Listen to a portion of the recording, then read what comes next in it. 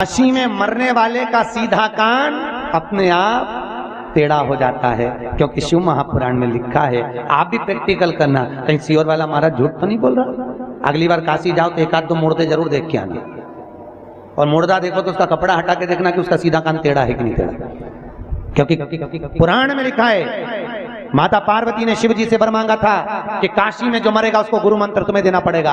तो आज भी काशी में मरने वाले का सीधा कान अपने आप टेढ़ा हो जाता है, क्योंकि भगवान शंकर उसको गुरु मंत्र देते हैं, भगवान शिव उसको मंत्र प्रदान करते हैं। ऐसी है काशी, गंगा का पावन तट।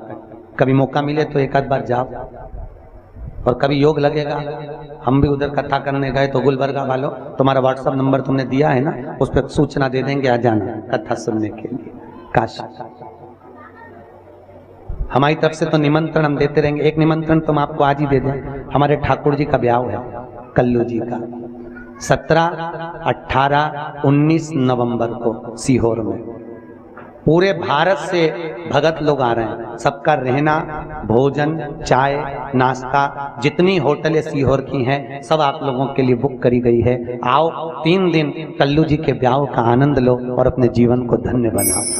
पधारो सब परिवार। अभी से छुट्टी ले लेना नवंबर के महीने की, शनिवार, रविवार, सोमवार, 17, 18, 19 नवंबर। जम के बोलो कौन कौन सा? 17, 18, 19 नवंबर, शनिवार, रविवार, सोमवार। 3 दिन भगवान के विवाह का आनंद लीजिए, अपने जीवन को धन्य बनाइए। ऐसा सौभाग्य नहीं मिलेगा। भगवान की शादी में आने का सौभाग्य कभी नहीं मिलने वाला। अभी तक भगवान तुम्हारे यहाँ शादी में आते थे, तुम ठाकुर जी की शादी में सीहोर आओ। और अभी तो हमारे कंसल परिवार ने यहाँ खूब सेवा करी, अब एक बार सेवा हमसे भी करवा के देख लो जी। आओ तो सीहोर सेवा करे तुम्हारी। तो बड़े प्रेम से अधिक संख्या में पहुंचो। सबकी व्यवस्था वहां पर रहेगी, निःशुल्क खाना पीना रहना सब आनंद में आप आनंद लो। सीहोर पधार, और सीधी सीधी ट्रेन है तुम्हारे यहाँ से, तो सीधे भोपाल छोड़ती, भोपाल से 30 किलोमीटर सीहोर। और क्या बचा? तो दिल्ली साइड से आओगे तो उधर से तो सीधे मालवा पकड़ो सीहोर। वो 2-3 गाड़ी चलती है सीहोर के लिए, खूब डायरेक्ट सीहोर। हर हर महादेव। तो बाबा भोलेनाथ की कथा का सुख आनंद काशी विश्वनाथ के रूप में भगवान विराजमान हुए। मनुष्यरूपा ने तप कर भगवान को विराजमान करा। 12 ज्योतिर्लिंग में केवल 2 ज्योतिर्लिंग ऐसे हैं जिनको देवताओं ने बनाया। एक रामेश्वर जिनको भगवान राम ने स्थापित करा, दूसरा काशी के विश्वनाथ जिसको शनि महाराज ने स्थापित करा। इसलिए आपको कहा था जिसको ढैया लग जाए, 7.5 लग जाए, कहीं मत जाइए, काजल की डिब्बी लो, काशी विश्वनाथ का नाम लो, 21 बार उतार के जमीन में इतना गाड़ दो, जिंदगी में ढैया और शनि कभी लग ही नहीं सकता। पूरा शनि और ढैया समाप्त हो जाएगा। काशी विश्वनाथ का नाम, इसलिए काशी काशी कहते रहना चाहिए। बोलो काशी। हम तो कहते हैं अपने छोरा छोरी का नाम धर दो काशी भाई, जपते रहो काशी काशी। मोक्ष नगरी है काशी। 5 बार मुख से काशी काशी कहने पर जीव को मुक्ति मिल जाती है। काशी काशी विश्वनाथ का स्मरण कराया। अगला वर्णन आया है श्री त्र्यंबकेश्वर। गौतम बाबा पर गौ हत्या का दोष लगाया, तब माता अहिल्या ने भगवान शंकर, ब्रह्मा और विष्णु को बुलाया। 3 शिवलिंग छोटे छोटे से कटोरे जैसे कुंड में है। दर्शन त्र्यंबकेश्वर 3 लिंग छोटे छोटे अंगूठे के आकर भगवान गौतम बाबा से गौ हत्या का दोष मिटाने के लिए यहाँ प्रगटे। भगवान शिव का नाम त्र्यंबकेश्वर के रूप में विराजमान हुआ। बोल त्र्यंबकेश्वर भगवान की हर हर। अगला वर्णन आया है श्री वैद्यनाथ जी। रावण भगवान शंकर को लेकर जा रहा था। लघु शंका लगने पर भगवान गणेश जी ने ब्राह्मण का बालक बनकर शिवलिंग को अपने हाथ में लिया, भूमि पर स्थापित कर दिया। भगवान वैद्यनाथ के रूप में विराजमान हो गए। बोल वैद्यनाथ भगवान की हर हर। वैद्यनाथ जी के रूप में भगवान विराजमान हुए। अगला वर्णन आया नागेश्वर। दारुक नाम के राक्षस को मारने के लिए शिव प्रकट हुए, और भगवान दारुक नाम के राक्षस का संहार करे तो भगवान शिव का नाम एक नागेश्वर पड़ गया। कहते हैं जिस व्यक्ति को स्वप्न में सांप दिखे, स्वप्न दिख रहे हो, सांप दिख रहा हो, बहुत सांप नजर आते हो, जिसके घर में छोटे छोटे बच्चे सांप के निकलते हो, सर्प नजर आते हो, रात्रि को सपने में भी सांप दिखे, और सुंदर जिसको नींद नहीं आती हो, रात को टेबलेट खाकर सोना पड़ रहा हो नींद की, कुछ नहीं करना चाहिए। पान लो, पान जानते हो, सादा पान, उस पे लाल चंदन से 5 सांप बना दो और शंकर भगवान की 5 बेटियों का नाम ले दो। उस पान को घड़ी बनाकर शंकर जी के शिवलिंग का जहां से पानी गिरता है उस जलाधारी के नीचे रख दीजिए। जिंदगी में कभी सांप दिखना बंद हो जाएंगे और घरों में सांप निकलना बंद हो जाएंगे। तो ऐसा नागेश्वर ज्योतिर्लिंग का स्मरण किया जाता है। बोल नागेश्वर भगवान की हर हर। अगला वर्णन किया श्री रामेश्वर जी का। आपको पहले भी कथा में कहा, राम जी महाराज जब लंका पर चढ़ाई करने गए तो रामेश्वर ज्योतिर्लिंग का निर्माण कर कौन ने कराया था स्थापना?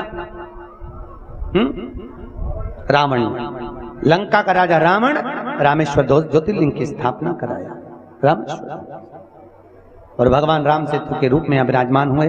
बोल रामेश्वर भगवान की। अगला वर्णन आया है श्री कृष्णेश्वर। आपको पहले कथा में कहा कि सुधर्मा नामक ब्राह्मण की 2 पत्नियां थी, सुदेहा और घुष्मा। सुदेहा के यहाँ संतान नहीं हुई, घुष्मा के यहाँ संतान हुई। तो सुधर्म ने घुष्मा से बेटा लेकर सुदेहा को दे दिया। सुदेहा ने उस बेटे को बड़ा करा, विवाह करा, बहू आ गई। बहू ने एक दिन विचार करा कि मेरी असली सास तो घुष्मा। सुदेहा को पूछती नहीं थी। एक दिन सुदेहा को क्रोध आ गया। सुदेहा ने अपना बेटा सो रहा था, उसके टुकड़े टुकड़े कर दिए तलवार से और पोटली बांधकर साड़ी में भरकर टुकड़ों को तालाब में फेंक दिया। घुष्मा का नियम था, प्रतिदिन एक ज्योतिर्लिंग का निर्माण करती थी मट्टी का और तालाब में विसर्जन करने जाती थी। आज जब विसर्जन करने चली, मन में आया मेरे बेटे को मैंने बहुत दिन से नहीं देखा। भोलेनाथ मेरे बेटे का दर्शन हो जाए। मेरा बेटा नहीं दिखा। जानकर उसी समय पर, बस कहीं नहीं था, उसी समय पर भगवान भोलेनाथ ने करुणा करी।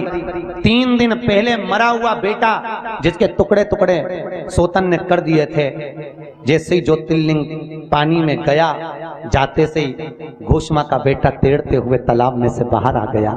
शिव जी वहां पर विराजमान हो गए। शंकर का नाम कृष्णेश्वर पड़ गया। क्या नाम पड़ा? कृष्णेश्वर। बोल कृष्णेश्वर भगवान की। ऐसे 12 ज्योतिर्लिंग की कथा का यहाँ प्रमाण किया गया। भगवान शंकर ने 12 ज्योतिर्लिंग की कथा का स्मरण कर कर बेलपत्री को शिव पोथी पर समर्पित करा। चंचुला देवी जो कथा सुन रही थी, तमरुका जी ने उस कथा को कहा। कथा सुनते से बिंदु को मोक्ष को पा गया। पाते से वेद व्यास जी ने सनकादि ऋषियों को वर्णन करते हुए कहा, सनत कुमारो, ये सुंदर कथा का रसास्वादन जो आप कर रहे थे, ये शिव महापुराण की कथा सुंदर सुख देने वाली है, आनंद को कराने वाली है। जो जीव अपने आनंद के लिए शिव महापुराण की कथा को श्रवण करेगा, सुनेगा, बचवाएगा, उसके जीवन में कभी संपदा की, वैभव की, शांति की, सुख की कमी नहीं होगी। सौभाग्यवती नारी अगर शिव महापुराण की कथा सुनेगी तो अखंड सौभाग्य धारण करेगी। वेदव्य नारी अगर शिव महापुराण की कथा श्रवण करती है तो पति का लोक प्राप्त करती है। बच्चे अगर शिव महापुराण की कथा श्रवण करते हैं तो विद्या में प्रबल बनते चले जाते हैं। पुरुष वर्ग शिव महापुराण की कथा सुनकर अपनी सत्ता को स्थापित करते हैं और सुंदर आनंद लक्ष्मी को पाते हैं। ऐसे भगवान शंकर की कथा को सुंदर भाव से तुमरुका जी ने कहा। बाबा भोलेनाथ के सामने बोले, भोलेनाथ जी कथा सुनने के बाद दान की महत्वता है, आप कुछ दान दीजिए। शंकर भगवान खड़े होकर बेलपत्री का दान दिए। शिवपोथी को बेलपत्र चढ़ाई। शंकर भगवान ने कहा, तुमरुका जी, मेरी शिवपोथी पर चढ़ी हुई आखिरी दिन की बेलपत्र संपदा को बढ़ाने वाली होगी। जैसे मेरे तन पर लगी हुई भस्म करोड़ों की हो जाती है, उसी तरह मेरे हाथ से चढ़ी हुई बेलपत्र करोड़ों की हो जाती है। 7 दिन तक जो बेलपत्र आपको दी वो प्रतिदिन खाने की थी, रोग मुक्ति की थी। कई लोगों को उसका लाभ मिला, कई लोगों को सुख मिला। कल भी एक भैया आए थे, वो कह रहे थे, गुरुजी मेरी पत्नी इतने दिन से बीमार पड़ी थी, पर हॉस्पिटल तक में पड़ी थी, मैंने 3 दिन उसको बेलपत्री दी और वो चलने के लायक हो गई। ये शिव की करुणा है, शिव की कृपा है। और आज की जो बेलपत्र है वो खाने की नहीं रहेगी। आज की बेलपत्र जो दी जाएगी वो आपको लाल रुमाल में अपनी तिजोरी में, अलमारी में रखना है। साल भर देखना कितनी लक्ष्मी आपके यहाँ आती है और लेकर इस भाव से जाना कि बाबा साल भर में इतनी लक्ष्मी दे कि एक बार मैं भी शिव महापुराण की कथा करवाऊं और अपने जीवन को धन्य बनाऊं। बाबा से विनती कर जाओ जीवन में एक बार शिव महापुराण। तो आज की बेलपत्र खाना नहीं, लेकर जाकर अलमारी में, लॉकर में, तिजोरी में, गुल्लक में उसको लाल कपड़े में रखना। लक्ष्मी जी ने बाबा भोलेनाथ की पावन कथा शिव महापुराण भगवान शंकर की कृपा से इस बैसाख महीने में पूर्ण हो रही है। कितनी कृपा बाबा ने करी, महाकाल की नगरी में पक्की करी नीरज भैया आके, और यहाँ पर आपके अग्रवाल परिवार द्वारा, कंसल परिवार द्वारा ये कथा का जो सुख हुआ है, गुलबर्गा का सालासर भवन, ये गार्डन जिनका भी है बड़े किस्मत वाले हैं साहब, ये गार्डन भी धन्य हो गया है। बाबा को कथा सुनना थी, एक स्टेप भराई, दूसरे स्टेप में पहुंच गए, वहां भी फूल पड़े हुए हैं, फूल भरा हुआ है ऊपर का भी। बाबा का धाम, बाबा कराने वाला था मेरा सालासर, सामने बैठकर सुनता रहा, यहाँ से बाजता रहे। हम बाचे ये हमारी औकात नहीं, ये व्यासपीठ से कुछ बोल सके, ये तो उस बाबा की कृपा है, भोलेनाथ की, उसने बाच दी, हमने बचा दी। और बनवारी लाल जी का परिवार कथा करवाया, इस बात को भी भूल जाओ, कथा कराना थी मेरे भोलेनाथ को, इसलिए उज्जैनी से भैया नीरज पकड़ के लिया है यहाँ कथा पूरी हो जाएगी। अगली कथा यहाँ 13 को समापन है, 14 को हम यहाँ से कल सुबह निकलेंगे, 15 को सीहोर पहुंचेंगे, 16 तारीख को वापिस सोनकच्छ में कथा चालू हो जाएगी। कथाएं निरंतर चलती रहती है, लगभग सब बाबा की कृपा है, हो रहा है, करा रहा है, कर रहे हैं, उसकी कृपा है। आज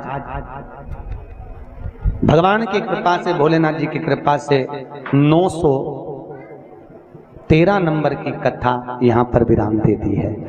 भगवान की करुणा, कृपा, उसकी उदारता, उसकी वात्सल्यता बाबा ने कराया, पूर्ण हुई। आप भी बहुत प्रेम से, आनंद से शंकर की आराधना करो, जीवन में उतारो। शिव महापुराण बहुत पुराने चरित्र सुनाने से पूरी नहीं होती। शिव महापुराण सुनकर अगर किसी एक का भी घर सुधर गया तो मेरा भोलेनाथ आनंद पा गया। शिव कथा का लक्ष्य बन गया, लक्ष्य बन गया भोलेनाथ जी की कथा। ये करुणा है भोलेनाथ की। आज सवेरे भी 50 किलोमीटर दूर से कोई भैया सिकर राजस्थान के लिए कथा लेने के लिए आए थे। बड़े भाग्यशाली हैं आप लोग भी, जो अपने अपने गांव में जाकर शिव महापुराण की कथा करवा रहे हो। उतनी दूर से कहाँ तुम इस गुलबर्गा से 50 किलोमीटर दूर रहते हो और वहां से वहां सिकर राजस्थान जाकर अपने गांव में कथा करवाना। बाबा से विनती करा करो। हम तो महिला मंडलों से भी कहते हैं कि आपका पास पद है, आप जब तक अध्यक्ष हो, ये किटी पार्टी, ये फालतू के मेले, ये फालतू के गार्डन जाना बंद कर कर अपने अध्यक्ष पद का सदुपयोग करो, और उस पद का ऐसा उपयोग करो कि अपनी जिंदगी में कभी एक विष्णु पुराण, कभी नर्मदा पुराण, कभी शिव महापुराण, कुछ ना कुछ ऐसा सुनो। भागवत तो सुनते ही रहते हो, पर नई पुराण को सुनकर अपने जीवन में कुछ उतारने का प्रयास करिए। कभी गणेश मंगल, कभी पार्वती मंगल, कभी लक्ष्मी मंगल, कभी रुक्मणी मंगल। ज्यादा समय ना मिले, 3-3 दिन के छोटे छोटे क्रम लो, छोटी छोटी कथाएं लो, और उसको सुनकर अपनी घर की बहू बेटियों को सुनाकर जीवन को धन्य बनाओ। पैसा जोड़ जोड़ के इकट्ठा करके तिजोरी में मत भरो, आधी रात को मोदी जी बोल देंगे निकालना पड़ जाएगा। का मतलब ना जोड़िए। आज धन्य है बनवारी लाल जी, आपका परिवार धन का सदुपयोग करा। लोग शादी की सालगिरह मनाए तो लाखों रुपए लगाए, किटी पार्टी करे हजारों रुपए लगाए, मेरे बेटे का जन्मदिन लाखों रुपए लगा दिए, ये करा लाखों रुपए लगा दिए। उसके साथ में एक सत्कर्म अगर जोड़ लोगे तो तुम्हारा वो शादी की 25वीं सालगिरह ने 50वीं सालगिरह ने ये ने होटल का खर्चा सब वही की वही है। केवल एक शिव पुराणी तो बढ़ना है, केवल पुराण बढ़ना है। और इतने लोग सुन लिए, इतने लोग श्रवण कर लिए, तर गए साहब। और मेरा सभी श्रोताओं को इस व्यासपीठ से मैं नमन करता हूं। आपकी श्रद्धा, आपका विश्वास, कर्नाटक में आकर हिंदी को समझना और हमारी भाषा को समझना। हम तो आड़ी टेढ़ी बोल देते हैं, आपको लगता भी होगा महाराज कहां से पकड़ ला, आड़ा टेढ़ा बोल देते हैं, पर आपको अच्छा लगता है। क्यों अच्छा लगता है? क्योंकि आप हमारी माँ हो और हम आपके बेटे हैं। बेटा तोतला भी बोले तो माँओं को अच्छा लगता है। तो मात्र तो प्रेम आपने दिया, खूब आनंद से सेवा करी। हमारे वो रेलवे के थाने वाले भैया तुमको चरकाते रहे, खस को हमारे नीरज भैया और उनके दोस्त मित्र लोग, काका होन चाचा होन जो भी परिवार के थे, ऊपर आके सेवा। आज हमारे काका जी बोल रहे थे, गुरुजी हमारे यहाँ कोई कई महाराज आते हैं, बड़ा मुंह बना कर रखते हैं, तो हमारा जाके मिलने का मन नहीं करता, पर आपके कमरे को खुला देखते से घुसने का मन कर जाता है। ये प्रेम है आपका भैया, आनंद है, और इसी को वात्सल्यता कहते हैं, इसी को प्रेम कहते हैं। आज गुलबर्गा में 2 कथा राजस्थानी महिला मंडल कराई, शिव कथा और गौ कथा। फिर मौका मिला, और ईमानदारी की बात बताऊं बनवारी लाल जी, ये राजस्थानी महिला मंडल चंदा करने गई होगी ना तुम्हारे पास, जब तुमने उस समय पे जो 1100 रुपए दिए होंगे ना, वो 1100 रुपए शिव कथा में लगे होंगे ना, तो वो 1100 के चक्कर में ये कथा हुई है जो तुमने दान करा था। बाबा भोलेनाथ ने वहां से पकड़ा है, कहीं से तो पकड़ कर लाता ही है वो। और जो तुम दान कर रहे हो, धर्म कर रहे हो, सत्कर्म कर रहे हो शिव पोथी पर, ये शिव पोथी का करा हुआ दान तुमको भी कहीं ना कहीं से पकड़ कर इतना दे देगा कि तुम भी एक ना एक दिन ऐसे ही शिव महापुराण की कथा फिर करवाओगे। ये करुणा है बाबा। मैं माहेश्वरी महिला मंडल से क्षमा चाहूंगा, 2 साल पहले माहेश्वरी महिला मंडल गुलबर्गा ने टाइम मांगा था, पर समय खाली ना होने के कारण 2 वर्ष पहले मैं आपको कथा नहीं दे पाया, उसके लिए क्षमा चाहूंगा यहाँ पर माहेश्वरी महिला मंडल से भी। पर आपका बेटा हूं, कभी भी योग लगेगा, फिर कभी योग लगे, फिर कोई पुराण की ओर आगे बढ़ेंगे, फिर किसी के मन में शंकर बैठेगा, फिर भोलेनाथ बुलाएगा, तो फिर सालासर भवन तो अपना है कि नहीं? अरे बोलो तो, सालासर भवन तो अपना है। इसके जो भी ट्रस्टी होंगे, इसके जो भी अध्यक्ष होंगे, इसके जो भी कार्यभार संभालने वाले होंगे, हम तो उनसे भी कहेंगे कि ऐसे धर्म के अगर कार्य हो तो सालासर भवन के दरवाजे खोल कर रखना, ऐसे सत्कर्म के लिए सालासर भवन के दरवाजे खोल कर रखो, ऐसे सत्कर्म के लिए, क्योंकि ये तो तर ही रहे हैं, साथ में ना जाने कौन सा पुण्य है अपने दादा परदादा का, जो सालासर भवन में कथा हो गई तो अपने भी पूर्वज बैठे बैठे तर गए। अरे गंगा लाया था भागीरथ, पर तर तो अपन रहे, भागीरथ तो छोड़कर चले गए, हरा कौन? अपन सब। ये करुणा है बाबा। बहुत बहुत साधुवाद दीदियों, आपको भी बहुत सेवा करी, बहुत भाव से कथा का रसास्वादन करा, अपने जीवन को धन्य बनाया, और साथ में सहयोग दिया हमारे बड़े भैया श्री दीपक जी मिश्रा, संजय जी मिश्रा, साथ में विजय पंडित जी दुबे जी इटारसी से, साथ में भगवती पंडित जी वैसाखेड़ी से, साथ में मृत्युंजय पंडित जी इंदौर से, साथ में हमारे आशीष जी जो पहली कथा से निरंतर चलते आ रहे हैं। ऐसा सुंदर सहयोग उन्होंने भजनों पर और प्रस्तुतियों में दिया। साथ में हमारे रविंद्र जी वायलिन पर बड़ा सुंदर सहयोग देते थे, खूब सुंदर ताने लगाया करते थे, ऊपर से हम झाँक कर देखा करते थे। साथ में रविंद्र जी आर्गन पर भजन पर सुंदर प्रस्तुतियां दी हैं। साथ में विमल जी हारमोनियम पर दिन भर बैठ के हवा खाते रहते थे, खूब आनंद लेते रहते। साथ में पेट पर हमारे जितेंद्र जी का 2 डंडे से दिन भर गरबा खेलते रहते, सुंदर सहयोग। तबले पर हमारे तिलक जी का सहयोग मिला। चैनल के माध्यम से 172 देश में बैठकर जो भी शिव महापुराण की कथा को श्रवण कर रहे हैं, वो सभी दिशा चैनल के श्रोता भाई बहनों को जो चैनल के माध्यम से देश विदेश में बैठकर इस कथा को सुन रहे हैं, उनको हमारी ओर से नमन, साधुवाद का। जितना पुण्य आपको पंडाल में बैठकर कथा